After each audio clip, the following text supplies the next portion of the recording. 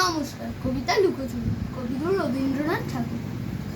আমি যদি দুষ্টুমি করে চাঁপার গাছে চাঁপা হয়ে ফুটি, ভোরের বেলা মাগো ডালের পরে কচি পাতায় পড়ি লুটোপুটি, তবে তুমি আমার কাছে হারো। তখন কি মা চিনতে আমায় পারো? তুমি ডাকো, খোকা কোথায় ওরে? আমি শুধু হাসি চুপটি করে। যখন তুমি থাকবে যে কাজ নিয়ে, সবই আমি দেখবো নয়ন মেলে। স্নানটি করে চাঁপার তলা দিয়ে আসবে তুমি পিঠেতে চুন ফেলে।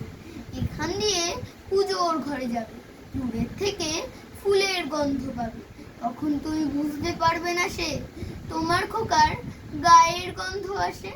দুপুরবেলা মহাভারত হাতে বসবে তুমি সবার খাওয়া হলে।